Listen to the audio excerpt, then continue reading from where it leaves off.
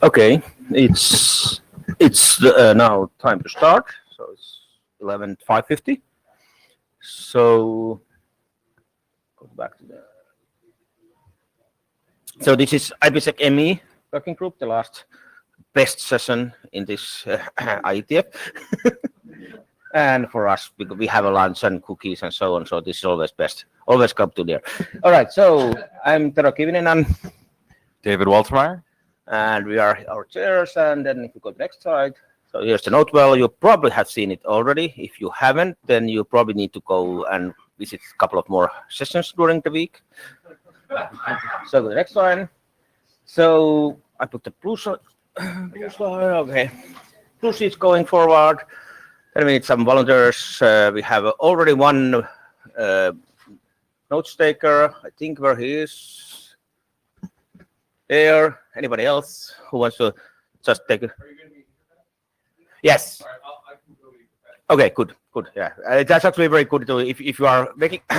Let's put it. When you are making comments in the mic, it's very good to go and check out that your comments are actually accurate, represented in Etherpad, and fill in your name or something like that if you don't. And do we have a chapter scribe? Okay, thank you. I'm also trying to follow it also, but I mean it's good to go. All right, go to the next slide then.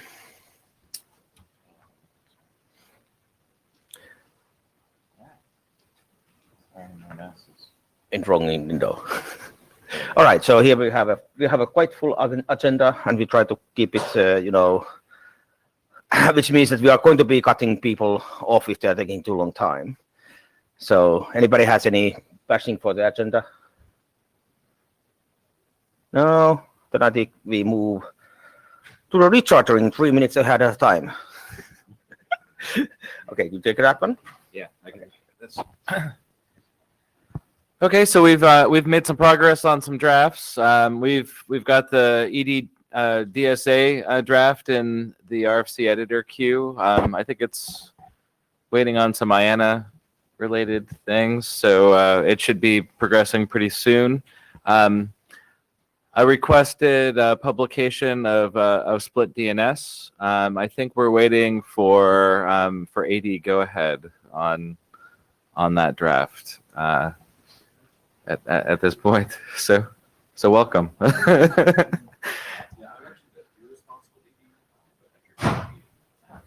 Okay, so maybe we can ping him after the meeting on that. We also have a couple of other drafts that are, I think, getting pretty close to working group last call. I did send an email out about implicit IV.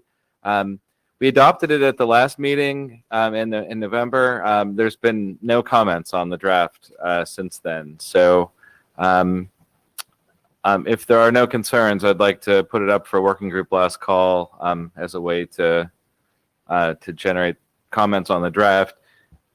Great. We won't progress it, though, unless we do get some feedback during the working group last call.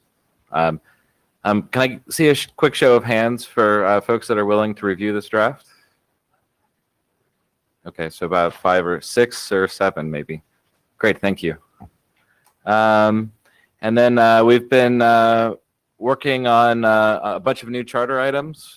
Thank you all for your comments on email. Do you want to speak to that? All right, yes. So if you go actually forward, I think the next slide is this is the current milestones, and we have put, as you see, we have almost completed all of them, and we have a couple of those that are very soon should be able. So if you can take the new slide set I made just a few seconds ago, the new milestones.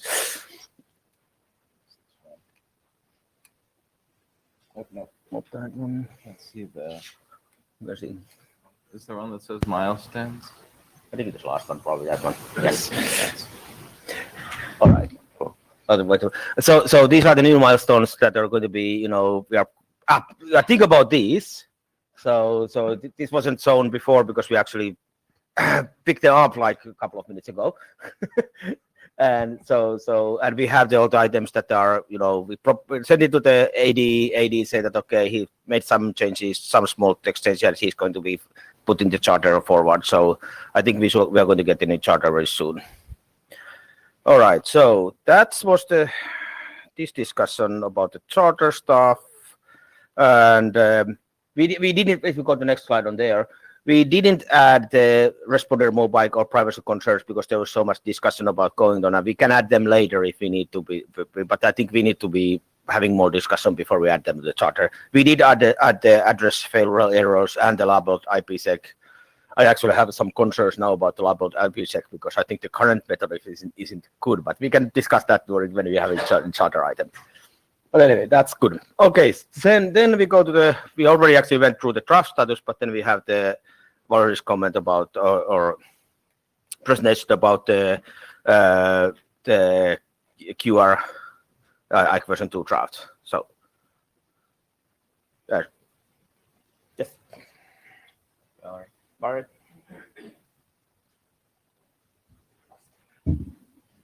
Well, hello, I'm Valery Smyslov. I will make a quick status update of quantum resistor IQ2. Next, please. So from 0.0 versions that were presented in Singapore, we have the following changes. First, I think the most important change is SCAP PI, SCAP PI, and SCAD is changed from using PRF to PRF plus to accommodate possible use cases when key size of PRF is not equal to its output size. Currently, there are no such PRF defines, but it is quite possible. It is not disallowed. So it's the most important change because it changes bits on the wire, but it's easy to accommodate in the code. Well, we add a clarification on using PPK in case of IP authentication.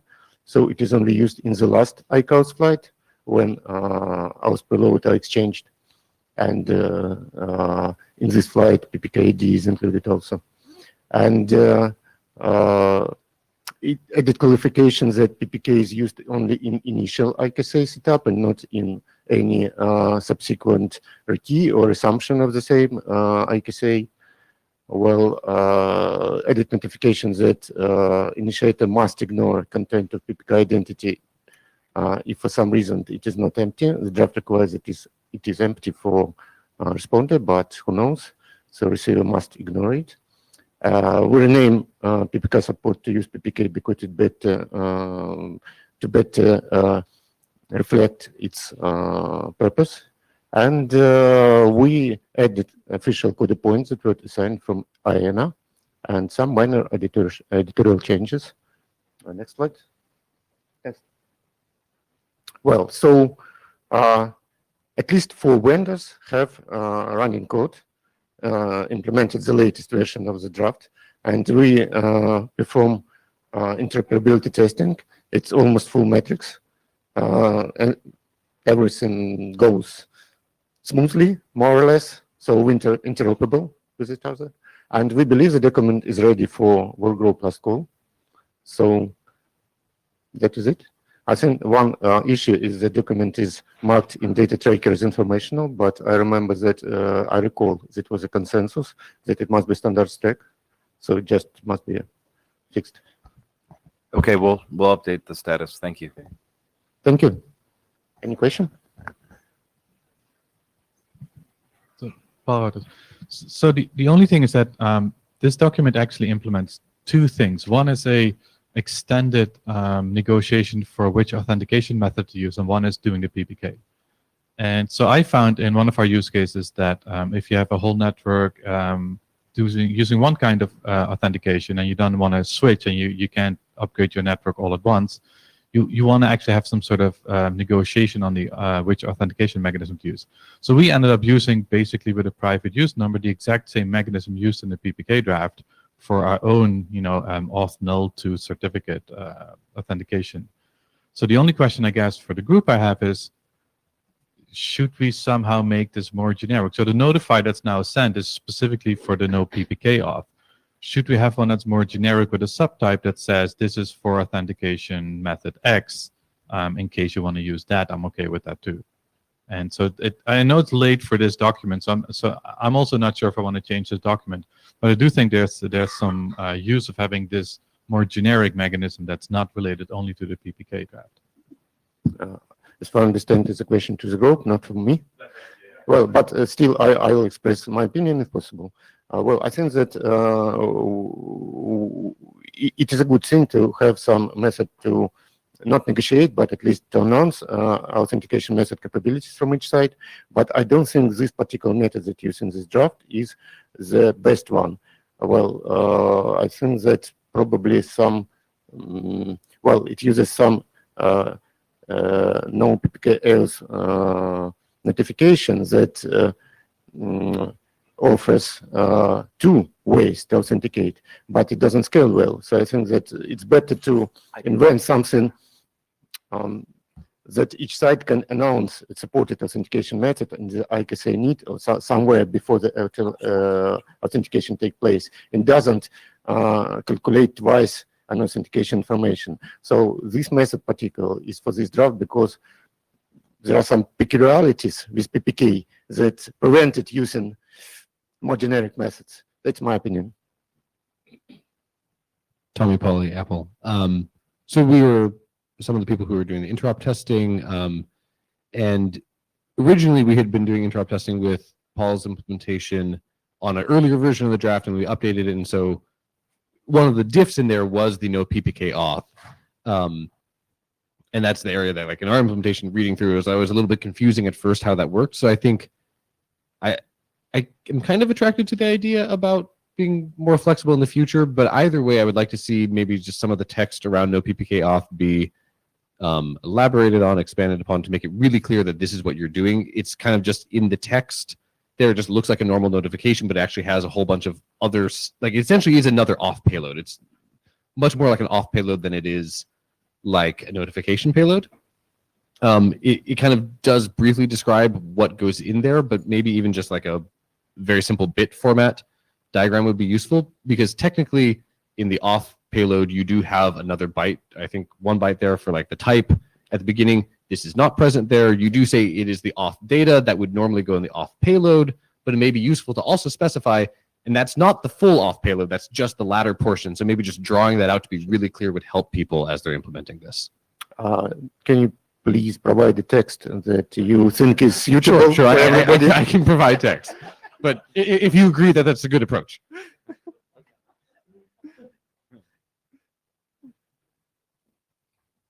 All right, thank you.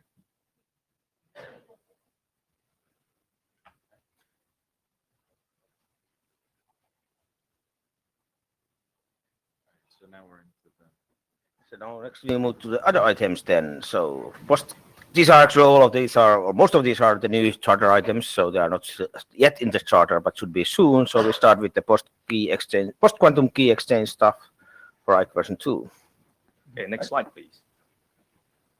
Right, so I thought I should give a very sort of a brief agenda on what I plan to do here. So quickly recap on what we've done on version 0, and then there was some feedback we got from version 0. We then went back drawing board to look at the design criteria. From the design criteria, then we wrote version 0.1. And most importantly, for the purpose of this thing, is that we'd like to get the input from the working group on some of the questions that we can ask later, because we do need input from you on the direction where we should go going forward. Right, next, please.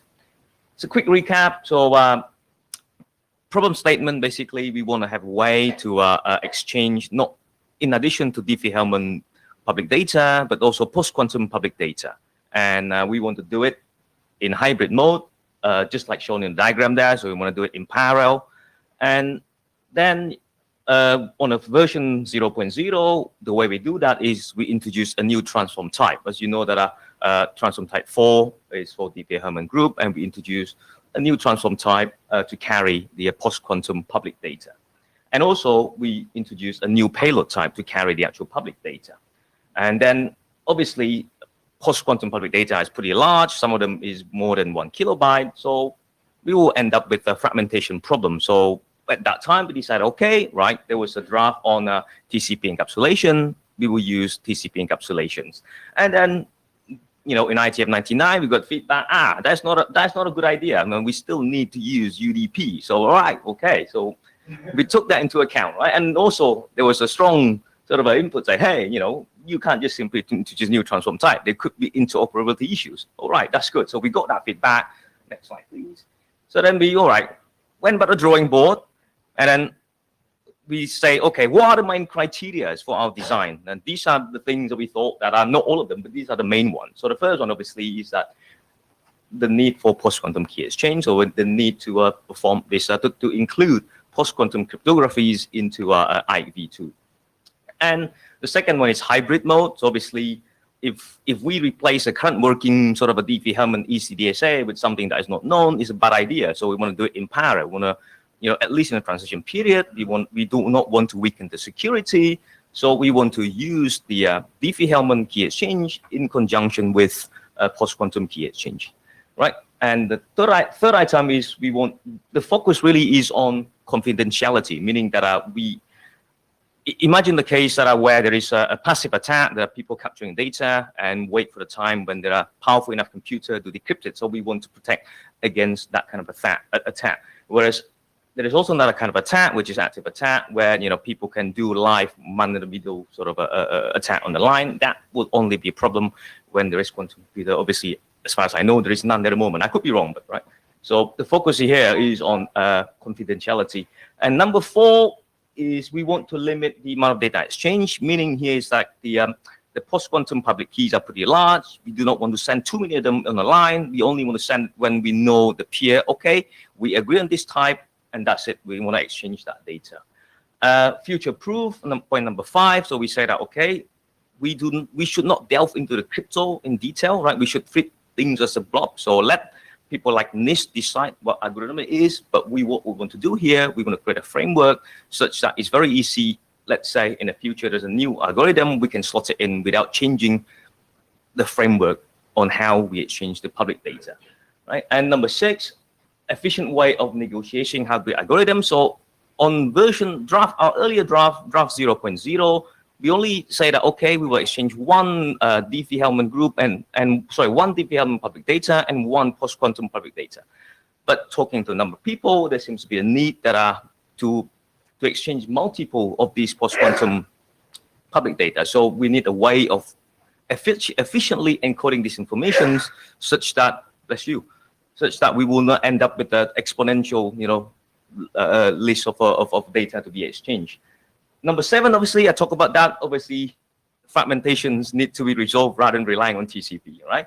And then number 8, which is very important, is backward compatibility and interoperability. And lastly, FIPS compliant. This is, sort of related to point number 2. Basically, from what I understand, is that if your equipment is FIPS compliant with Diffie-Hellman, if you add if you do another key exchange, post-quantum key exchange in conjunction, we are not breaking that FIPS compliant.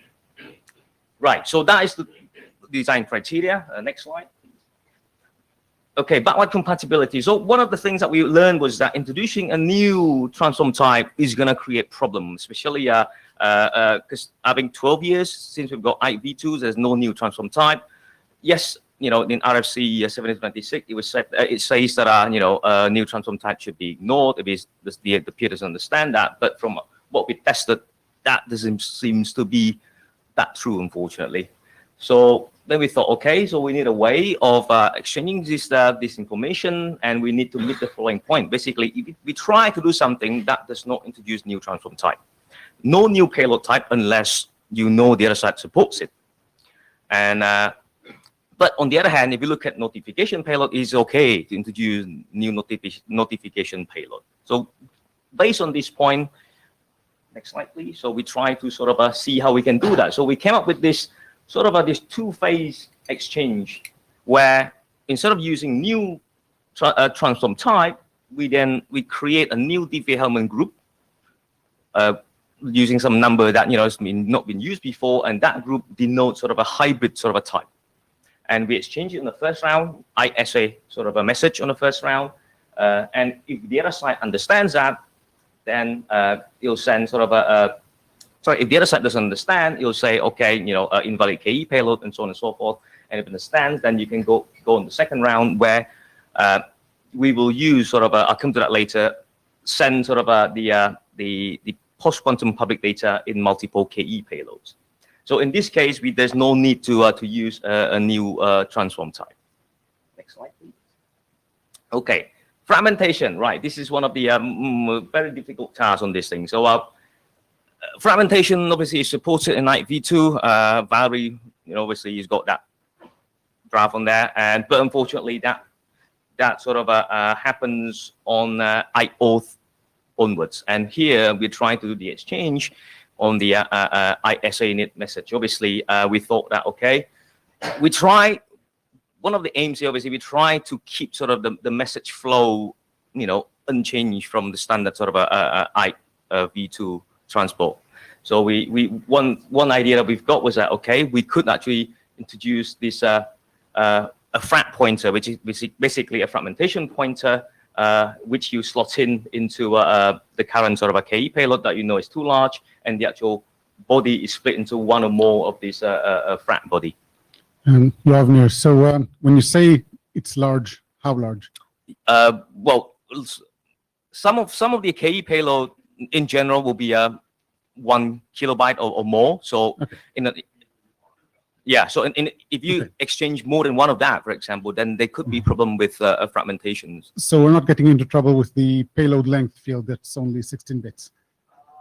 Well, the payload length bit, sorry, it's obviously 16-bit. The most you get is 64 kilobytes. So so we're not in trouble with that. Actually, No. the payload length is 32 bits. The UDP size is 16 bits. Payload length field? Oh, payload length, yeah, but that's actually the message length for IKE packets is the message, 32. yes. Yes. Tommy Polly. So just a clarifying question on the concerns here. So on the last slide, you mentioned that you're proposing two different exchanges. Like first we would do an exchange that would say, I support this new group. And then there would be some further exchange that would do the equivalent KE, but for quantum safe keys. And then you're also talking about here, fragmentation, the fact that you can only do fragmentation on auth. What message type are you imagining to use for the second exchange? Because technically, my impression is that the fragmentation really is not more about auth. It's just that it has to be after the initial IKSA init. yes. So I don't know exactly what you're proposing that second message to be. Is it another init or is it an auth or something? But it could theoretically use fragmentation as well because we've already done one exchange.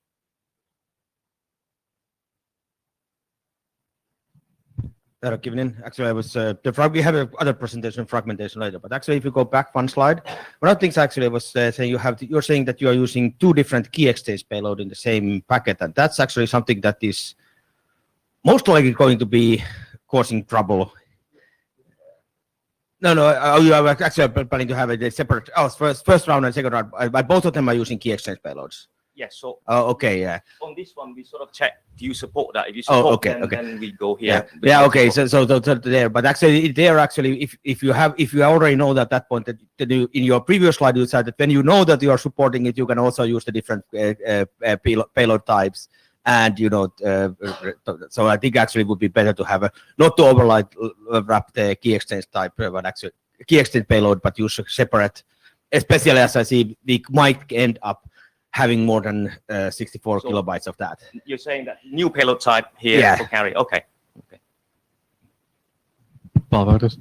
And similarly, if your KE payload is wrong, you have to restart from scratch. So you're taking another round trip hit. So if a post-quantum capable machine connects to a non-post-quantum capable machine, then you're going to have this additional hit, right? So it would be nicer if it's Magnus where you don't have to do that. So if in the first init packet you can have somehow these two separate KE payloads, then if the other end doesn't support it and they can ignore that payload they don't know, they don't take the extra round trip hit. One of the things that we tried as well is that in some of the current implementation, and again, what we've tried was that sending sort of a packet, a new payload type to appear, and unfortunately some of the peer does not behave as what we want. So it should sort of ignore it, but some cases we found that it replied with an invalid syntax, for example. Well, I mean, yes, I do agree in idea. Well, I think we would like to fix all of them, but it's like we don't know if all of them could be, rolled out. So, and again, this sort of the input we will need to get from working group if that is the direction we should go. Yeah, I mean. Yeah. So, Yavnir, I'd like to push back on Paul's suggestion. I mean, we could have done that with K payloads for all the regular groups that we support, and we chose not to do that to make the protocol more simple and at the cost of the occasional multiple round trips. But I don't think this introduces anything fundamentally different from, say, Curve 25519. Just yet another K method.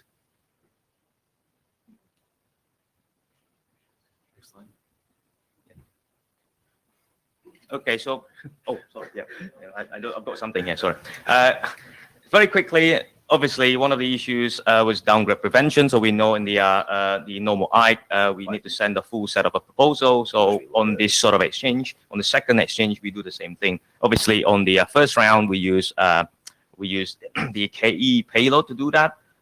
Obviously, we can't do that on the second round. So what we proposed was to use notification sort of a type to carry the full proposals. And there are a number of ways to detect these things.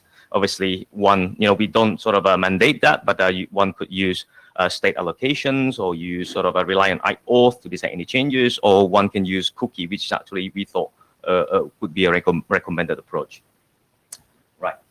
Next one, please. Okay, so I'm gonna do. We would like to get question basically from the working group if this sort of design criteria was okay, and if we miss anything, or is anything that is simply incorrect here. But before I do that, I would like to flip to the next slide, the last one. Now I put this slide, and I didn't know that Valerie is gonna do a talk on that one, right? So this is another way of how one can do sort of the exchange. So it will be grateful once Valerie has done the talk. We will get sort of a more input from the working group on which directions our draft should go. We could use this, or we could use the frat pointer or frat bodies. It'll be good to get sort of more clarity on that. So right. So any sort of input on this design criteria, or anything we have missed, or anything that should be changed or added?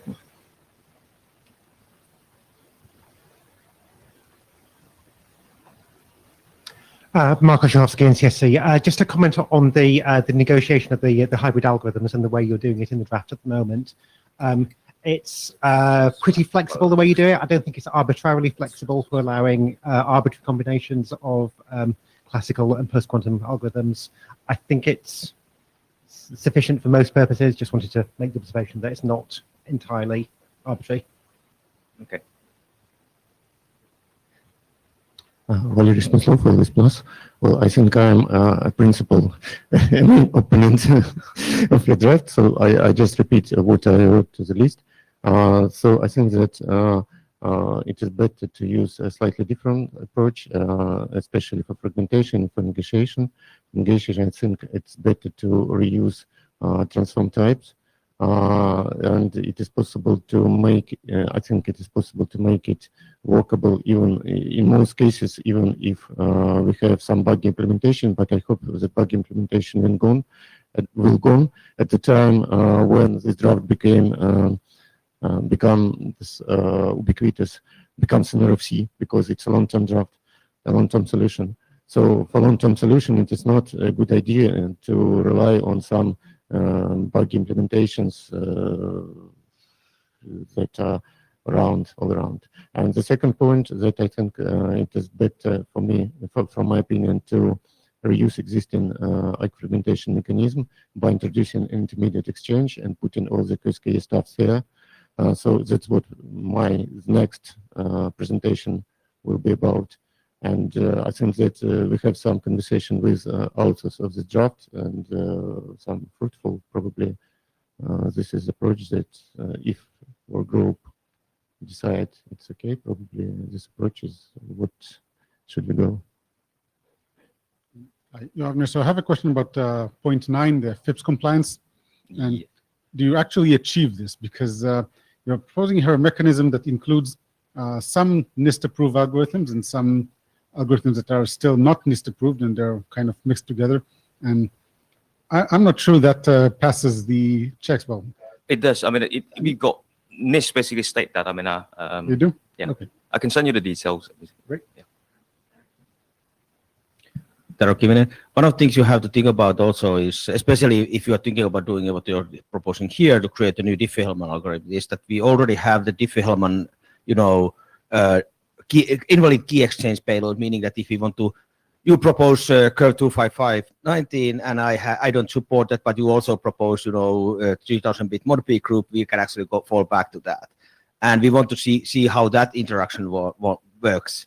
And that's actually, and now if you propose both mod-p and quantum plus this, but you have a different algorithm, so it's actually getting very complicated. That's why I was thinking, but it might be better to actually, as people were commenting, have a separate transform type there and negotiate them separately, because I mean that allows us to negotiate them separately, because we probably don't want to tie them together. Okay, this quantum algorithm can only be used with curve 25519, and this other quantum algorithm can only be used with 3000-bit mod-p, because and we don't want to create 10,000 more or tens of more combination of that. Indeed. So I think that's why I was thinking about it might be, but that's one of the things we can actually think of later. Thanks. Sheila Frankel, NIST. I have a question for the group and about the fragmentation approach. And I think it's something that should be addressed by this group and possibly by others. Typically, you're requiring Ike to perform fragment reassembly. And Yes. typically fragment reassembly, it could be a vector for all sorts of attacks. So I just want to make sure that however it's done, it doesn't bring, additional possible attacks into Ike. Yeah, so I can comment on that. It says that in Ike, we try to keep the Ike SA init, the first exchange, so small that it never needs to be fragmented. And the reason for that, so when you receive the first bucket, you can do the cookie exchange to require the other end to show that it has a reachable IP address without storing any state, including the fragmentation state.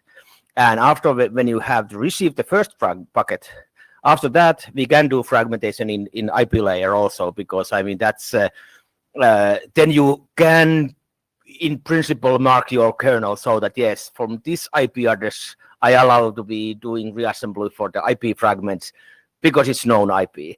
But that's actually something, and we are all, as an agenda item, we are going to moving Valerie next, skipping Paul, so because his presentation is directly related to the fragmentation issue, and I think it will be better to come back with the fragmentation issue after his presentation. I will answer the question.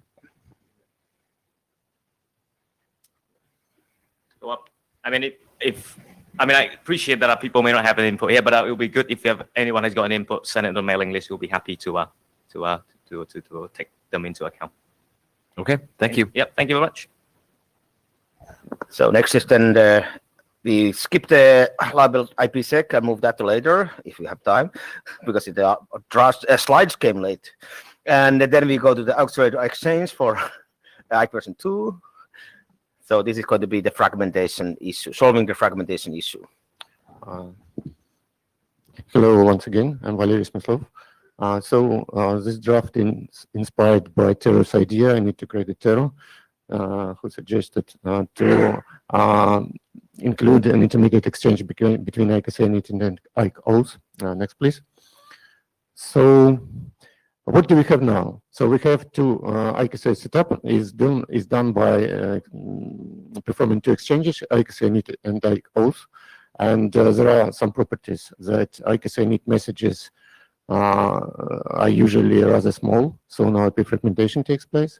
And Ike auth messages can be large because they can transfer certificates, and so IP fragmentation is possible for Ike auth messages. And the IP fragmentation is a bad thing for UDP-based protocols because some middle boxes don't like UDP fragments. So we have RFC 7383 that defines IQ2 fragmentation that allows to avoid IP fragmentation, but it can only be used on Ike auth and later exchanges when we already have key material, because it requires that message to be encrypted. So it can be used in Ike init. Next, please. So the problem we have, some recent development in recent proposals in quantum safe cryptography defines a new key exchange method that have rather large public key payload size, key exchange payload. So in this case, IKSA init messages grow beyond MTU, and this may cause IP fragmentation. That is a bad thing, as we already know. So it is possible to, I think it is possible to add fragmentation support in IKSA init, as previous presentation suggested, for example. But there are some complications. IKSA init messages are unprotected, and so adding fragmentation to unprotected messages may lead to various DNS adversaries attack. For example,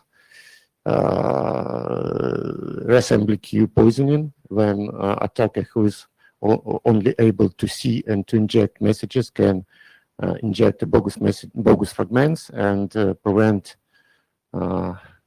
so poisoning reassembling queue and prevent exchange from its completion. Next, please. So proposed solution. Let's add an intermediate exchange between IKSA init and IKAUX. Let's call it IKAUX, auxiliary. And this exchange is protected using key exchanged in IKSA init. So it can be, fragmentation can be used in this exchange. So it put all large payloads that need to be exchanged before IKAUX take place in this exchange. Next, please. So new large payloads are placed in IKAUX. IKAUX messages are encrypted and integrity protected, so standard like fragmentation can be used. They are authenticated by small modification of how payload is calculated in IKAUX by adding ACV of these messages to calculation of the payload. Oh, Sorry, Paul Wouters. So you say they are integrity protected, but they're not. Sure. Well, why not? Because you don't know who you're talking to when you're doing It is not authenticated, but it's integrity protected. I do know that I talk with you. I don't know who you are yet. Yavnir, they're encrypted and identity protected, and as long as you assume that these algorithms are good enough. Yeah, of course. As long as you assume that we haven't had the quantum crisis yet. Well, yeah, I agree. Online. Yeah, that's the part. Online. And also, as you have last year saying that they will be authenticated when we finish the actual authentication using IKAUX. So that's so they are encrypted, integrity protected while they are in transit, and then later we authenticate them. Yes, exactly. Thank you. So next, please. Next, please. So, well, this is just a generic approach. It can be used with multiple use cases, but the obvious use case that inspired on this approach is QSKE, quantum safe key exchange. So it is not limited to QSKE only. Any large payloads that are to be exchanged before IKAUX take place can be placed in IKAUX. But let's talk more about the first application, QSKE. So IKAUX messages are protected using keys derived from key exchange. So key exchange, so IKSA init is the usual IQ2 exchange, and it must have key payload, even in case QSKE. It's a feature it must have. So it must be either classical key exchange, or in case, for example, NIST or somebody else will come with QSKE exchange that have a smaller key size. It is possible to use this exchange in IKSA init, but IKSA init must exchange keys in any case. And all subsequent keys. So, well, but it's powered by QSKE. QSKE requires that we have several quantum safe key exchange because we don't trust any of them. We want to combine. So all the other key exchanges are placed in ICAOs. Keys for ICAOs and for subsequent key exchange are calculated by modifying. So we first calculate a key seed once we complete AKSA need to derive keys that protect ICAOs. And then once ICAOs is complete and we know we get an additional entropy from QSKE exchanges, we perform calculation of new SK seed by standard IQ2 computation of derivation load for rekeying. Next, please. So this is an example, just for you to be probably more for illustrative purposes. First, after first IKSA need, we compute SK seed and compute SK seed from key exchanges, from key exchange that was performed at IKSA need. And this SK seed is used to derive SK E, SK A, and SK D. SK D is used later. SK E and SK A are used to protect ICAOs. And once we complete ICAOs that exchange quantum safe key exchange payloads, we recompute SK seed to get our final keys that will protect ICAOs, OS, and subsequent exchanges. Next, please. So, Yaron Chef, a question to the previous slide. How does the initiate, so if it's the initiator that wants to move from OGS to OS, that's easy, but how does the initiator know that the responder doesn't still want to send more stuff? And so it's good enough to move into ICOS? Don't understand. So actually, because these are equation 2 exchanges, these equation 2 exchanges, which means we always send a request and reply. Yeah, so sure, the sure. responder cannot send anything unless we send the request from the other end. And now the question is that if we have multiple ICAOs exchanges, then what happens? Do we actually calculate SK seed for every single step for the next one, or do we do that only it's a question. It's a question for cryptography. It's just suggested. Well, ICAOs itself is not tied to KSKS type. Yeah. So this particular application is tied to KSKS type. Yeah. So this is probably a question to Scott or to others. This is just suggested. Yeah, how we should do. Actually, I was thinking about that. I think that in ICAOs we could probably say that okay, you can do one ICAOs matches. Or you can do multiple, depending on the reason why you are doing them.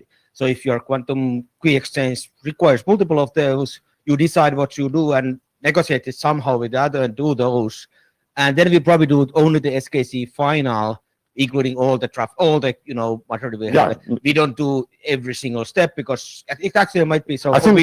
We might have a three-phase, quantum key. Both approaches are possible. If you do multiple ICAOs, you can recompute SK seed after each. Yeah. Or you can accumulate all the exchanges. I propose actually doing it only at the end. Well, it's to a group to decide. Because it might not be Diffie-Hellman type of thing. It might not be request reply. It might be request reply confirm something.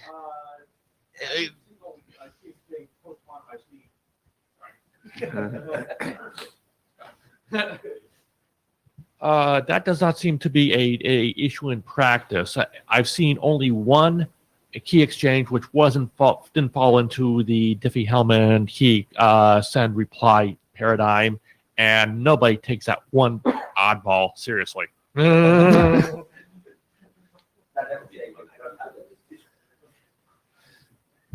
Tommy, so it sounds like, based on the other comments, that we should we specify that from the responder behavior, like with auth. So normally I do init from the initiator, and until I start doing auth, I can't get informational packets. We should also just be very clear in the document that aux is only for being in between init and auth, and the responder is not allowed to initiate its own messages the other direction during Not that. allowed. Not allowed. Right, so It's we just, is that already clarified in the document? I hope, but if it isn't, Okay, it must so be we should just call that out based on it's the a classical confusion. request reply model. Right. So, well, but I must say that first, of course, in AKC needs, they agreed upon that IOUs take place by exchanging. Yes, Yes. that's correct. Notification. Yes.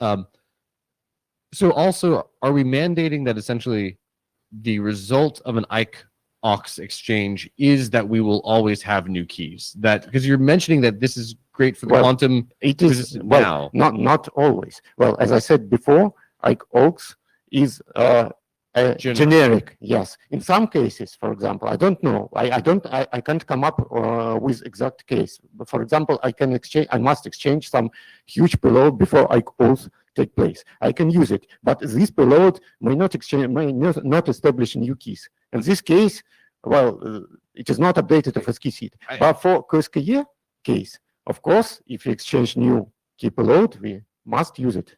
Okay, so while I see that we're not required to get new keys here, I'm worried about the complexity, especially for the logic of one side saying, okay, I've done this IKE-AUX, and sometimes, depending on the content that happens to be in this, I need to get a new set of keys and redo that. Sometimes I don't. I think since our main case right now is that the point of this is getting new keying material, I would like to actually mandate that we always have to generate something new as part of this, because if you needed just some big packet, you could put that in auth today. Well, the whole point is that we're trying to protect the auth. Well, I think that it must be in QSKE specification. So my suggestion, keep IKE-AUX specification separate as a generic, and QSKE specification make use of it. And QSKE specification must say that when you exchange QSKE in IKE-AUX, recalculate keys. Okay, I agree that it should be general. I'm just concerned if we end up having code that says I'm doing aux and then has a code break to say sometimes I'll rekey, sometimes I won't, and that could be a source of bugs and issues in which sometimes we don't end up actually regenerating the keys. If both sides had that bug, we could think we did quantum safe, and we're not.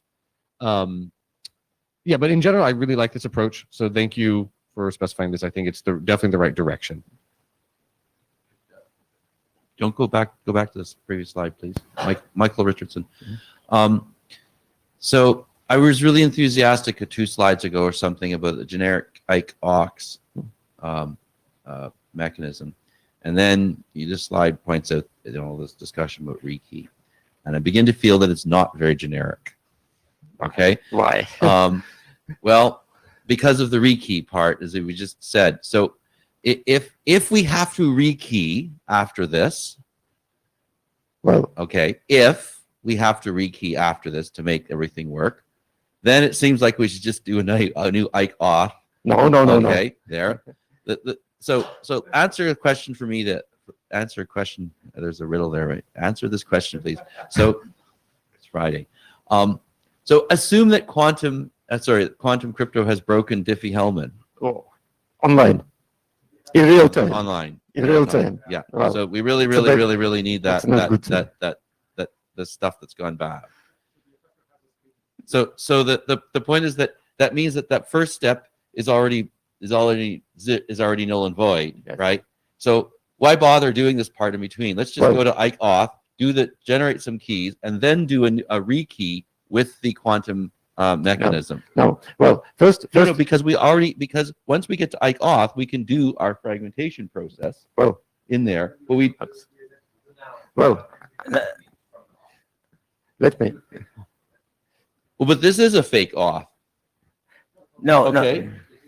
It is a fake auth, right? So you haven't confirmed anything. So all you've done is added a state to a thing. We already have rekey. So you rekey with Diffie-Hellman, which was broken, we know, but at least it gives you somewhat a protection against random hobos who have no quantum computers. Yes. Okay. And then you do. I presume they're not going to be so. Let me answer. Okay? Well, but script kiddies today can do fragment attacks on your SA init, right? We know that. So now you have some not real, some protection, at least as much as ICE-auth gave you, and it's not a new state, and then you do a rekey with the quantum method. Well, To me, that just seems simpler. And as I said, I was really enthusiastic about it before, until we talked about this. And so I would say, if you can find a way to make it generic such that either the rekey always happens, No. or the rekey never happens, or we don't have to think about rekeys. We are running out There of is the no time now. rekey. It's just a recalculation of ski seed using the rekey formula. That's a rekey. Rekey as far as formula. I'm Actually- But there's no rekey exchange. Yeah. Well- Actually, I think one of the things I would propose is to move this discussion onto the list. And also one of the things is actually SK seed calculation should probably be moved to the quantum. So it wouldn't be upper here. It would be one of the results for the key exchange. Actually, QSK calculation would be, by the way, after this we recalculate the SK seed. But Well- Paul, you are taking last comment. Let me answer to Michael. Actually, if Diffie-Hellman if not Diffie-Hellman, if IKC init key exchange is broken, can be broken online in real time, all bets are off. It's a bad thing. But I'm positive. I think that.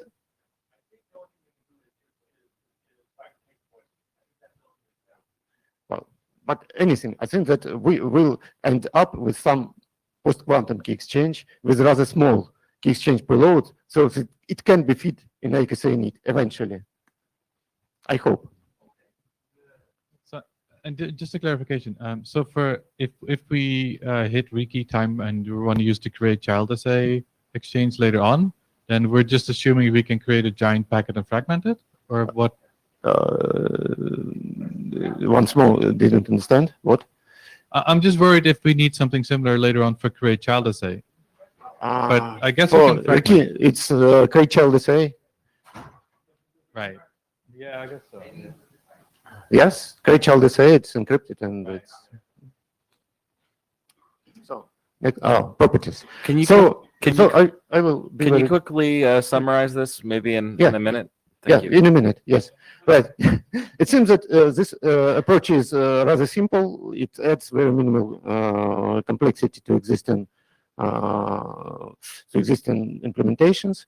It's modular because iCalcs can be used not only for KSKE. It is not tied with KSKE. It's secure. Well, at least it is not. It is more secure than making fragmentation stuffed and ended fragmentation stuffed and encrypted IKC init. Next, please.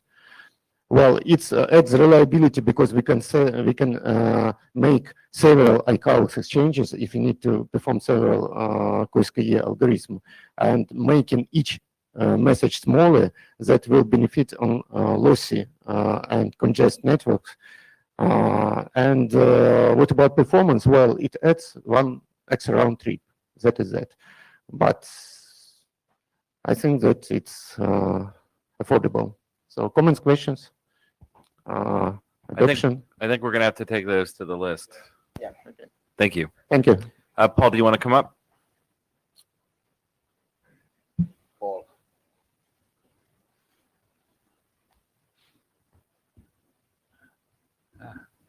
Do we get more slides? Okay, next slide. Okay, so the history of this is not many people use labeled IPsec, but it's basically a way of transferring a security context from one machine to the other. And this is one feature we have currently in Ike v1. And since I'm really hoping to write a draft called draft Ike v1 die, I want to see like every feature that is left in Ike v2. I want to be able to make sure that we can do this in Ike v2 so that we can just tell everybody migrate to Ike v2. So next. So this is currently how it looks like if you run this on a Linux kernel. You see there's just a standard SPD entry, and it has a security context that I highlighted. So that's the information we want to basically transfer. So next slide. So this is my proposal.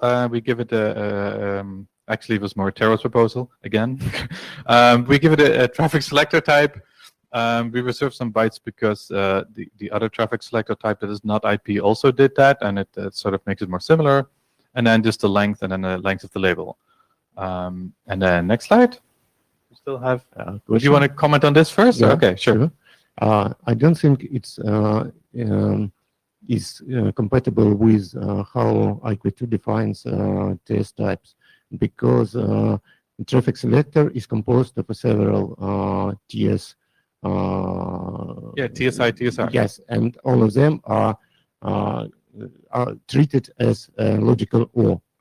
For Right. example, yes. So if you add this one of TS type, Yes. it means that you filter by the security level, and you allow any IP address, any protocol. There's no filter on IP address and protocol.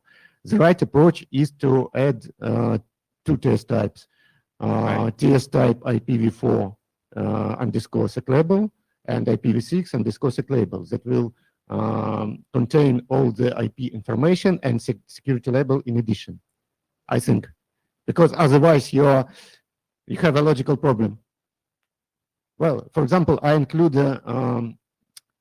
three TS selectors in TS payload. One IP address 10.1.1.1 something 0, another IP address 194 dot something 0, and the other security label is equal to, I understand. Right. So this selector allows IP packet with no security label to pass if it matches the first two selectors, because IP address is matched. So all traffic selectors in TS payload are treated as logical OR. I see. Okay.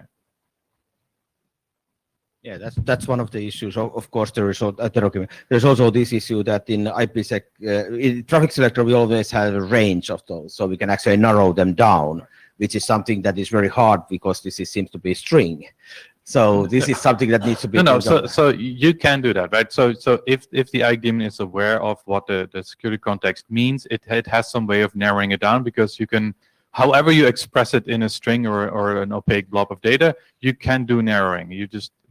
Yeah, I mean, but the current narrowing code is always, this is the lower bound, this is upper bound. You can pick whatever range between those two.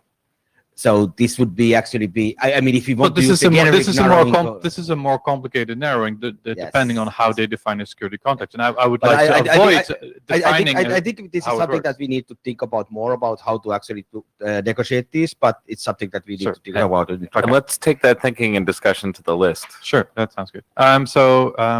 Just forward. Can we move on? Yes. Thank you. Okay. Just forward the next slide briefly. So the only other issue that was kind of weird was if there's a zero size label, if it's null, what does that mean? Maybe that means any. And the other thing was that must the label always be the same for inbound to outbound? I can imagine that there might be use cases where that's not the case as well. Okay. In the multi-level of Jared Oracle, the multi-level system users are very wary about information leaking. Right. So, so in this case, in that community, they're basically talking about label upgrade and downgrade, right, rather than narrowing. I think they kind of serve different purposes. I think for that community, the downgrade of label probably doesn't make sense if they actually want to talk. Right. So then you need to use exact matching for the label. Right. Yeah. Right. And that's like it depends on if you say like if I have top secret clearance, does it mean that I have secret clearance? Yes or no? Like for some that might apply, but for some that might not apply. Right. But if I actually want a top secret channel, a connection, I probably don't want talk about or have secret traffic on. Right. I agree. Yeah. So then you have to do an exact match. Right. Yeah. And that your label looks like an example of a type enforcement label. Right. And in that case, it probably doesn't make sense to downgrade either. Right. Yeah. That's fair. Yeah. I just picked this as the example. If length is 0, my intuition is that maybe it should imply label isn't. So it should needed any. Right. Yeah. It seems the easy way out, because we might want to say any anyway at some point, and so this seems the right candidate for any. Yeah. Okay. Thank you. Right. So this is one of the new items that we should be, everybody should have read this document, right? Because this is one of the important things, right? Okay, so you can go to the next slide. So a little bit of background first. What on earth is this all about? So there was a time that when we were first looking at IPsec, and there was a lot of work on IPsec for unicast packets, which of course we all know and love. And there was a time saying, hey, you know, we have IP multicast as well, and there's a different security problem for that. So this multicast security group spent some years looking at defining the problem, some architecture documents. It resulted in some extensions to the IPsec architecture, and then a key management method called the group domain of interpretation, because you'll remember that Ipsecme had DOIs, and that's an IPv1 protocol. So in the whole spirit of IPv1 die, we're presenting this draft. You can go to the next slide. So to remind you what how IP multicast works, there's at least one sender, could be many, and you've probably got a small to large number of receivers. And the point of IP multicast is to take advantage of the multicast replication of that packet. So you've got a video frame or something that you want to send out to hundreds or thousands of receivers. You'd like to use the network to actually do the replication. There's a number of multicast routing protocols you might remember about that cause that to happen. But the net effect, of course, is that now you have to have a sender with a transmit SA that matches a receiver SA on lots of different devices, so you can't use IP2 to set that up. And so that's what this is really all about. How can we set up those IPsec SAs? There's two kinds of protocols that are defined. Something we call a registration protocol, which is allows a group member to authenticate to a group controller key server. And after authentication is authorized, yes, you're part of that group. And then if that's successful, there's some group policy and keying material that is downloaded. And we'll talk about that in the next slides. And then there's a rekey protocol, which is what you'd expect. And we'll talk about that later. Next. So we have two registration protocols defined, very much like you have ICAuth and create child SA. We have something called GSA auth, which is very much like an ICAuth, except we're passing some new types of payloads. There's an ID payload that the group member sends, which says, this is the group I want to join. And that's otherwise just a normal ID payload. And the important ones coming back are the GSA and the KD payloads, where GSA would have a set of policy in it. So it'd be some IPsec transforms and some other policy. And then the KD has the keying material that goes with that. The initiator may also send an SA group, which is just an SA payload, and that may inform the GCKS. Here's the policy I can handle. Here's the algorithms and transforms and such. And that would be advisory for the group controller key server, but there's some cases where that might be useful. And he may also send a notify. We'll talk about that later. And the key server may also return some delete payloads for some previously distributed SAs. GSA registration is equivalent to the create child SA. It's exactly the same otherwise. Next slide, please. Rekeys. So there's two kinds of rekeys. Let's do the second one first. The GSA in-band rekey. If you have left up your registration ICSAs, the key server can use this protocol to do a rekey by pushing exactly the same information down to the group members. If you do not have that, then and you may not wish for a large group, for example, to maintain the ICSAs, hundreds or thousands of them to the GCKS. Then there's a separate protocol that sends the same information down in a IPv2 payload, but this is a different SA. Okay, next slide. So we'll just drill down a little bit into these payloads. A GSA payload has, in the MSec terminology, a tech policy and possibly a KEK policy, and then maybe some other stuff. The tech policy just means here's what you must install if you're in IPsec, if you're going to participate in decrypting and looking at these packets. So there is a spy sent down, some traffic selectors, and a single set of transforms, because there's no negotiation here. The key server is declaring what you shall do. if you want to read this traffic. A KEK policy would be if there's a separate rekey essay that we talked about a minute ago. So there's an IK header spy, some traffic selectors, and then some attributes about what are the transforms that are protecting this and so on. And that would produce new text and possibly a new KEK if you need to reconfigure that. We'll also talk about another use for this in a minute. The GAP is just a general payload that might be effective for the whole group, including, for example, giving some synchronization times to, say, switching from an old set of essays to a new set of essays.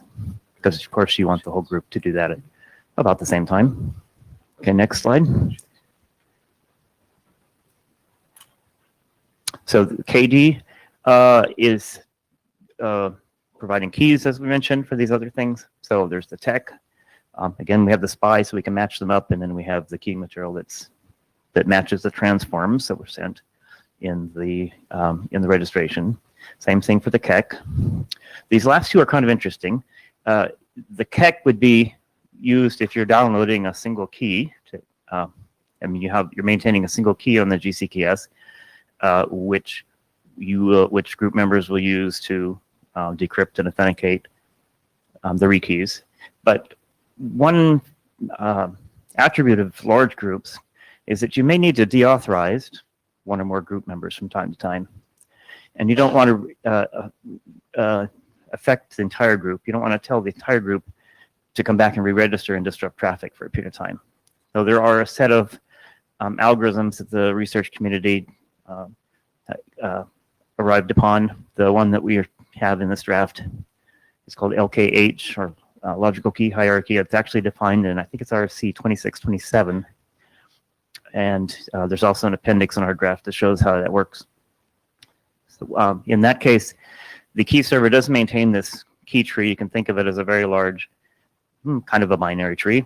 And at the very bottom of that tree, all group members have a secret key they share with the GCKS. And then there's these logical keys in between. And when a group member registers, you essentially give them the path of the keys from the root, which is the KEK, all the way down to themselves. And then when you want to rekey, you can send out a multicast message to everyone with a few of these key vectors in them that effectively give everybody the context to rekey except for the member you're deauthorizing. It's nice because you can do this in the multicast rekey.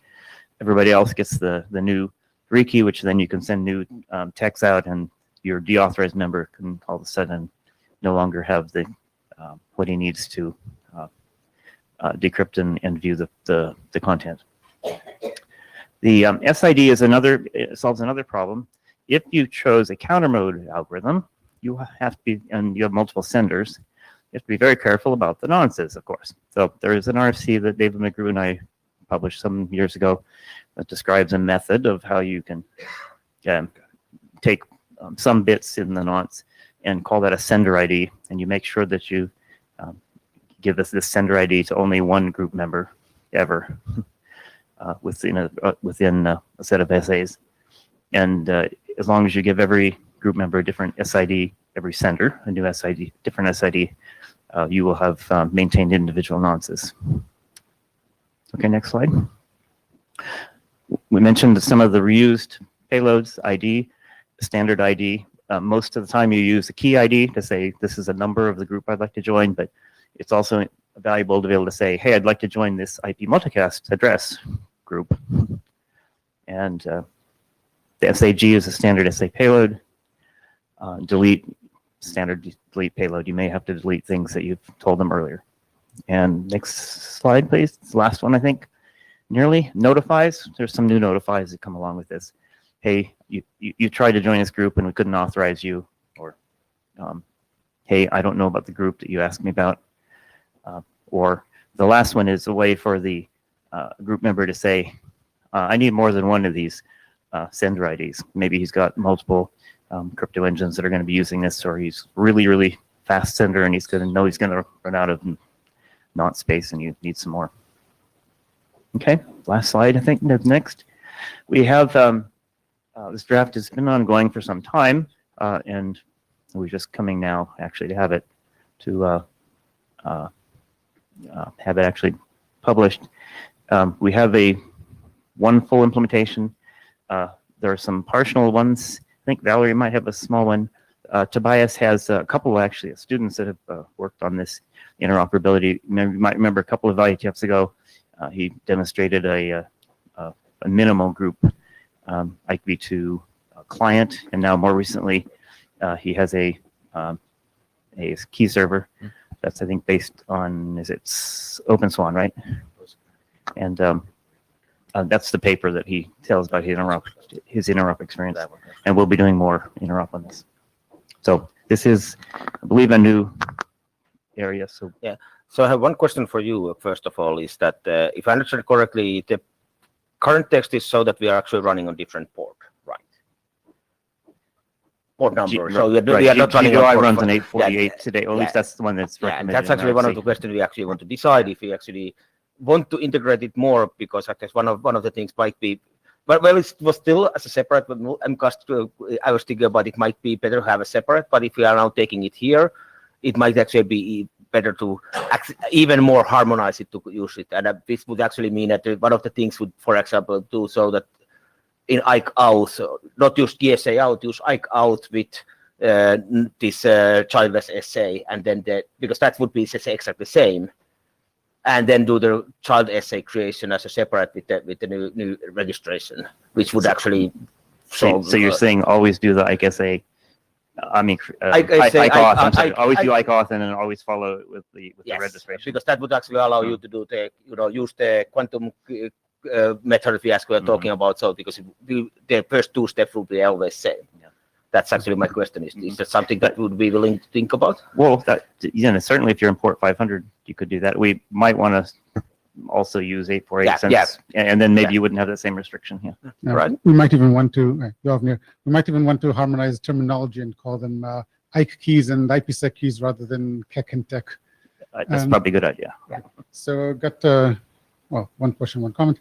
I know that with the previous standard, the GDOI was used, at least in Cisco, for things that are not multicast. For unicast, is the plan to continue with that or leave it out of the IETF?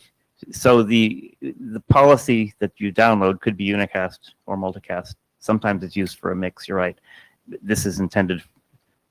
I mean, we're presenting this as being intended for multicast, particularly large multicast groups. I mean, I wouldn't want to say you can't do the other, but that's not the point here.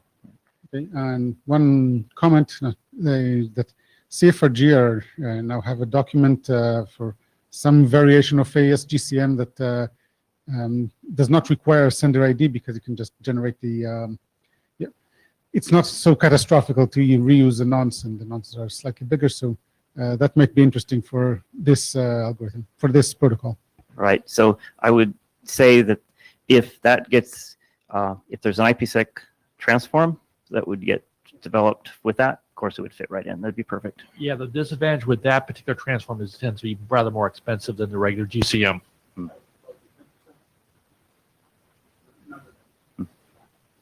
I just want to.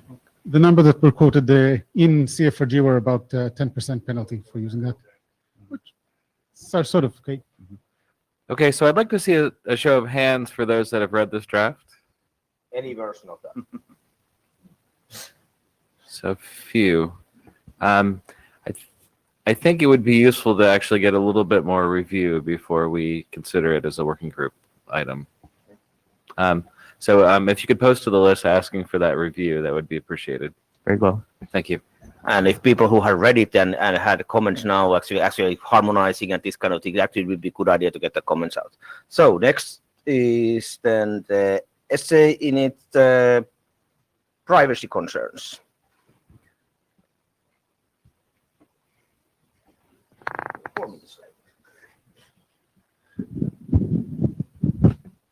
Thanks. Good afternoon, everyone. I'll try to be quick because we're running low on time. So my name is David Skenazy. I work at Apple and, amongst other things, on our IKV2 stack. I'm going to talk about privacy aspects to IKV2. Next slide, please. IKE is really robust. Like, we've done it, or not we. This working group has done a great job before I even showed up. The one aspect, though, that is a growing concern that maybe wasn't at the time is privacy of the users, and in some cases, privacy of the servers. So two things that I think we should be able to secure. One is the identity of the initiator, and the other is that the fact of a server is running. I'm going to go into more detail explaining why. But one thing that I really want to insist on is this is meant as an addition to what we already have, not as a replacement in any way. We don't change the auth payload. That's still there because we still need it for the properties it gives us. Next slide, please. So the identity of the initiator, as you know, it's sent encrypted, but because in IKV2 the burden of identification is on the initiator needs to send its identity before it has authenticated the responder. Next slide, please. Which means that if you have an evil on-path man-in-the-middle attacker, they can intercept your SA init. You end up doing Diffie-Hellman with them, and so you end up sending your identity to that interceptor instead of to the person you're trying to reach. That in cases where if you're roaming on some Wi-Fi network and someone controls the access point, they can figure out, and you're trying to use IKV2 to protect your privacy, they could use this to know who you are, which really isn't great. Next slide, please. Another aspect is the hidden server. Thanks to the TCP encapsulation RFC, we now have a way of running IKV2 over TCP, but also over TLS. And one use case I see for this is running it on TLS on port 443 on my own server. So to anyone, it looks like I'm just running my own website. It's great. There's even a photo of me on it. But I can connect to that and actually have VPN services without anyone knowing about it. The problem with that today, so the way you would do that is you have some code that's between TLS and HTTP, and if the first bytes of the new unencrypted, well, the abstract and encrypted stream, once you've decrypted TLS, if it starts with IKTCP, you know it's going to be an IKV2 connection. You can hand it off to your IKV2 daemon. Otherwise, you just hand it off to the HTTP parsing code. The problem there is if anyone sends me an SA init, I'm going to reply with an SA init. So they can find out that a server is running. And the reason this matters is if the network operator is probing places to find out, is trying to actively block VPN, the first thing they're going to do is block UDP, but then they could also be probing to see if you're running the server or not. So we want to hide that fact. And simply responding with an SA init is a clear indication that, yes, I understand IKE and what this means. So we want to make sure that to someone who's not authentic, who doesn't have any keying material, it just looks like the invalid message or just shutting down the connection that any server would do if you send something that doesn't look like it's valid HTTP. Next slide, please. So how can we solve this? The solution is very simple. You add an extra shared secret to the configuration. So it's separate from the one used to authenticate. And when you configure your client on top of all the keying material, you also give the shared secret and a PRF. So you don't need to negotiate that. That's just part of the config. And what we do is we add a notify to the SA init messages. We do an HMAC with this shared secret. So you kind of have some proof that you know you are who you say you are. Next slide, please. What this looks like is the initiator sends this as an extra notifier on every message he sends, and on every IKSA init, and the responder can choose to verify this and silently drop it if that fails. So that allows us to hide if the responder is running from people who don't have this shared secret. The responder, when it sends this IKSA init reply, sends a code with again, an HMAC, so the initiator knows that that person also has the shared secret, so it's safe to give them your identity. If the initiator receives something and it's not good, it just fails the exchange. Question? or I have some questions, but I think I just, so this is protecting to make sure that the Ike responder is not visible to the nefarious network operator. Is that right? yes. Well, there are two separate problems. One is the identity of the initiator, and one is the secret server. They're completely separate, but it just so happens that this simple solution works for both. But you could imagine only configuring one half of that. Next slide, please. Can we hold on clarifying questions till the end? Yeah. Thank you. Yeah. Yep. Yeah, I'm almost done. I'm almost done. So how we compute it? It's a simple HMAC. We add a string in there in case people reuse the same key, because you never should, but people do it anyway. And then the only thing that we MAC is on the first one, the initiator nonce, and on the second one, both nonces. So that allows us, especially on the second one, you know that the server actually really has their shared secret, but because they just HMAC a nonce, you sent them. Then your nonce needs to be big enough for the security IPv2 anyway. On the first one, all your macking is something you're sending. So you could, this is, and actually next slide, completely vulnerable to a reply attack for the init one. That said, that's been true of all, like I say, init requests, and we're not trying to solve that. The reason it's okay here is the scenario where you want to validate the SA init of the initiator is the hidden server one. And in that example, when you're running over TLS, you know you don't have an on-path attacker because your path is a TLS connection to your server, which you can validate the cert of the server to know that that's not there. So if someone comes in, they'll be off path in a separate TLS session. And that's it. Questions? Michael Richardson. So the whole extra PSK smells like IPv1 group PSK stuff with XAuth. And so I kind of feel unhappy about that. So I guess you're in a scenario where you are able to provision these PSKs easily to clients because you've provisioned something else, which makes me wonder why you wouldn't just provision raw public keys or something. And I would be happier if the thing that you provisioned at both ends was a raw public key rather than a PSK.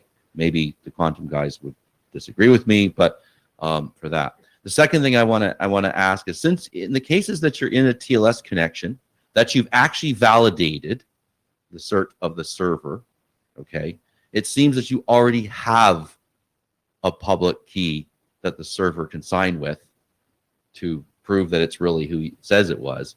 And so, or in fact, that's not even an issue because the connection's already, you've already done that. Right. So they want to do that. Yeah. But the point is, I'm trying to say, seems you've already got something in some cases from the other side. So anyway, I'm not happy about more PSKs anywhere in the protocol. And I think that raw public keys are as good as PSKs every time. So one of the things I was considering for this is, instead of having it like specified as an HMAC, we could have it as something more generic, kind of like the way the auth payload is defined today, of you use any of these options and we open it up to anything that can be used for auth. That would be okay to me. So they're given it. I have some, if you go one slide back, there's one problem here is two. That one. The problem there is that when the responder is verifying the first one, let's say I have 1 million customers, I have 1 million initiator sectors, and the only way to verify this is to go through all of them, which allows very easy denial of service attacks. This was the problem with the first quantum, problem. So that's one of the issues. No. Yes, that's actually the group key. Actually, this isn't that insane in this case, because I know, this is just for privacy. Remember? Yes, but yes, but anyway, so if but anyway, there's two problems here, and I agree. The first one, the one that I withheld the identity, I think that's more important one, and I think we should solve that in different ways, because one of there's a way that we actually discussed. In the quantum discussion, we were having we do pseudonyms. So instead of using our own real identity in auth, we use pseudonym. This is completely random identity we get. We know it beforehand. We use that one. Server goes to this random identity, maps it to real user, and finds my information. And then after we have finished the authentication, we do extra exchange saying, okay, by the way, your next pseudonym is going to be this new random string. And this kind of, and we can have a more complicated, we can have a little list of these, or we're gonna have a hash chain of those. So these are, but this actually will solve the identity issue, and I think that's a better way to do it. This hidden server code is something that is, first of all, I think the common usage in IETF is that we are not trying to bypass all of the policies set by the administrator. So, you know, trying to get past all of this, you know, blocking of the firewalls is something that we usually don't try to do that much.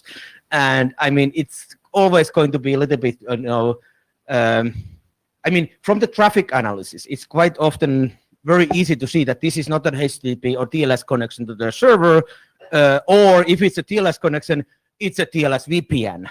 Because you have a sending packet and you get the reply ACK and you get the TCP packet, you get ACK and then the silence. And I mean, it's very easy to see that this is traffic, that is VPN type of traffic.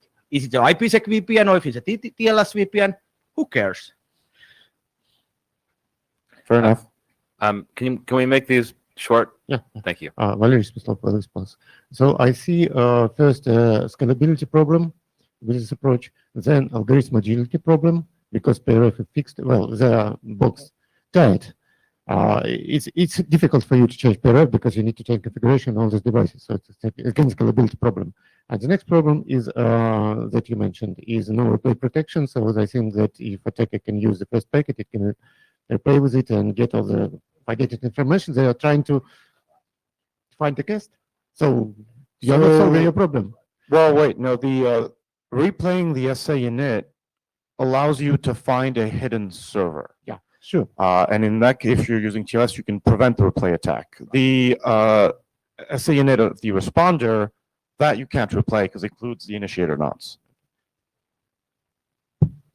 Tommy Polly. Yeah, I think Tira's points that those points are very good about the hidden server ones. I think especially in that case, since you're relying on this TLS connection already to prevent the replay attacks, you could have client authentication in TLS and just solve this anyway. That's visible in the clear, as in the fact that you're using client authentication is visible. I think, right. There's also going to be lots of problems getting this through any sort of review because IETF doesn't really like hiding things behind this. I think if we focus on the privacy of the IDI in a draft, like we could eventually tackle these separately, but I think that one is a much clearer case, which we have other options for, and we should tackle that because that is a really clear attack vector on users. And I would suggest like separating these out and continuing to work on the initiator privacy. Last comment. Well, so Daniel Migo, Ericsson. I think, yeah, it's an interesting topic that, well, it might not be the solution, but I agree with mostly repeating what Tommy said. Maybe splitting the two problems into two different issues to solve and continue the discussions to see how we should best address this, at least the privacy of the ID. But I think that's work that should be going on in this working group. Thank you. Thank you, everyone. Unfortunately, we're almost out of time. There is time to at least come up and introduce the dynamic IPsec PMTU draft and maybe direct the working group as to what you would like them to do after this meeting. Maybe a minute or two. Okay. Ron Bonica, Juniper Networks. There's no time, well, probably no time to introduce the whole draft or run through the whole presentation, so I'll at least introduce the problem. An IPsec tunnel, like any other tunnel, has a PMTU, and somehow the ingress needs to know what that is. One option is to say, the PMTU for IPv6 is 1280, you never get to go any higher. The other is to do some kind of PMTU discovery. Unfortunately, PMTU discovery relies on ICMP messages, which can't be trusted. So, in the transport area, there is a draft referenced in the document that talks about a way to send messages in band to discover the PMTU. Thank you. We have decided that that's a good idea. The draft in the transport area gives you 3 degrees of freedom. What does your probe look like? In this case, the probe is a message of various lengths to discover the PMTU. It goes inside the IPsec tunnel, so it's encrypted. There's a response that gives you an idea of what the PMTU actually is. Oh, no, it doesn't give you that. What it does is either acknowledges or doesn't acknowledge your probe. If it got through, your probe was less than the PMTU. If it didn't get through, your probe was greater than the PMTU. And the 3rd degree of freedom is, what do you do to validate ICMP messages? In our case, we don't trust any of them because we're security people. Even on days when we've taken our meds, we don't trust ICMP. In any event, what I'd like you all to do is take a look at the draft, send comments. It's very, version 1 is very different from version 2. In fact, it's totally different. And if the comments look good, we'd like to adopt it as a working group draft. Great. Thank you. Okay, thanks. And with that, I think we're ready to conclude the meeting. So good luck to everyone, and we're done for the week. Thank you. If you haven't signed the blue sheets, please come up here and do so.